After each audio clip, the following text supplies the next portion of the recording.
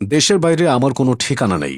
দেশই হলো আমার ঠিকানা। এই দেশ, এই দেশের মাটি ও মানুষই আমার সবকিছু। 2015 সালে লন্ডনের এক অনুষ্ঠানে কথাগুলো বলেছিলেন খালেদা জিয়া। 10 বছর পর দেশের মাটিতেই তার শেষ বিদায়টা হলো। বাংলাদেশের নেতা নেত্রী এবং প্রধানমন্ত্রী অনেক এসেছে, তবে খালেদা জিয়ার মতো বাংলাদেশকে ধারণ করতে পারেনি কেউ। পরিবার হারিয়ে নিঃস্ব হয়েছেন, দীর্ঘ লড়াইয়ে সঙ্গীহীন ছিলেন, তবুও তিনি কোথাও যাননি। বাংলাদেশের মানুষই ছিল তার সবচেয়ে বড় পরিবার। বাংলাদেশ ভালো আছে কিনা সেটা খালেদা জিয়ার চেহারায় বলে দিত। তিনি হাসলে বাংলাদেশ হাসত, তিনি কাঁদলে বাংলাদেশ কাঁদত। খালেদা জিয়াকে সবাই আপসহীন নেত্রী হিসেবে চেনে, তবে আধিপত্যবাদী শক্তির বিরুদ্ধে তার যে লড়াই সেটা সেভাবে আলোচিত হয় না। আওয়ামী লীগ আমলে তিনি হুঁশিয়ার করে বলেছিলেন, গণতন্ত্রও চাবেন না, দেশ রক্ষা করতেও চাবেন না, গোলামি করবেন, দালালি করবেন, এই গোলামি তো রাখবে না।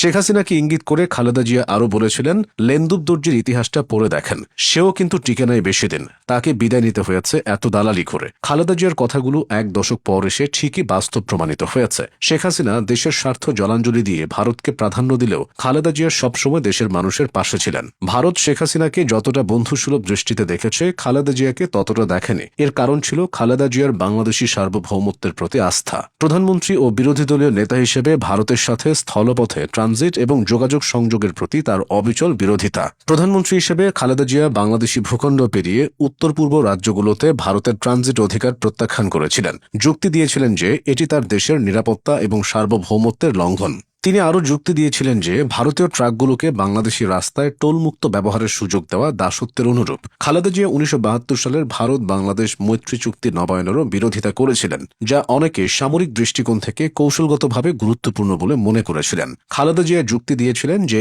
এটি তার দেশকে শৃঙ্খলিত করেছে, শুধু ক্ষমতায় থাকাকালীনই নয়, ক্ষমতার বাইরে থাকতেও ভারতকে নানাভাবে অস্বস্তিতে রেখেছিল খালেদা জিয়ার বিএনপি। 2018 সালে ঢাকায় এক সমাবেশে খালেদা জিয়া ভারতকে ট্রানজিট শুল্ক প্রদান থেকে অব্যাহতি দেওয়ার জন্য হাসিনার বিরুদ্ধে তীব্র সমালোচনা করেছিলেন। তিনি বলেছিলেন, আমরা বাংলাদেশকে ভারতের একটি রাজ্যে পরিণত করার পদক্ষেপকে প্রতিহত করব। 2013 সালের 4 মার্চ বাংলাদেশ সফরের সময় ভারতের তৎকালীন রাষ্ট্রপতি প্রণব মুখার্জির সঙ্গে সোনারগাঁও হোটেলে গিয়ে সাক্ষাৎ করার কথা ছিল খালেদা জিয়ার। তবে সেদিন খালেদা জিয়া প্রণব মুখার্জির সঙ্গে সাক্ষাৎ করতে যাননি। বিষয়টি ভারতীয়দের ইগোতে আঘাত করেছিল। সীমান্তে ভারতের দাদাগিরি সবসময় এদেশের মানুষের ক্ষোভের কারণ হয়েছে। তবে খালেদা জিয়ার আমলে ভারতকে ছেড়ে কথা বলেনি বাংলাদেশ। তার সময় সীমান্তে বিএসএফ এতটা দানব হয়ে উঠতে পারেনি। তৎকালীন বিডিআরের কাছে বিএসএফ নানাভাবে কোণঠাসা ছিল। 2005 সালের 16 এপ্রিল আখাউড়া উপজেলার বাংলাদেশ ভারত সীমান্তের হীরাপুর গ্রামের সীমান্ত নিকটে দুদেশের মধ্যে বাহিনীর মধ্যে লড়াই হয়। এই সংঘাতে বিএসএফ এর শ্রী জীবন কুমার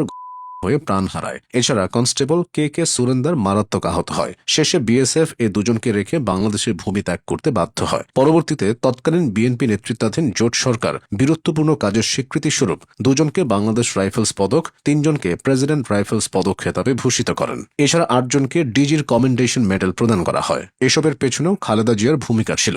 এমনও শোনা যায়, আওয়ামী লীগ আমলে পাতানো নির্বাচনে আসার জন্য খালেদা জিয়াকে প্রস্তাব দেওয়া হয়েছিল। তিনি যদি সেসব নির্বাচনে যেতেন, তাহলে শেখ হাসিনার ক্ষমতা আরও শক্তপোক্ত হতো বিশ্ব দরবারে। খালেদা জিয়া তাই সবকিছু নাকচ করেছিলেন। তার প্রজ্ঞার কাছে হার মেনেছিল খোদ আওয়ামী লীগ। জাতীয়তাবাদী শক্তিতে বলিয়ান হয়ে তিনি আজীবন এভাবেই দেশকে ভালোবেসে গেছেন।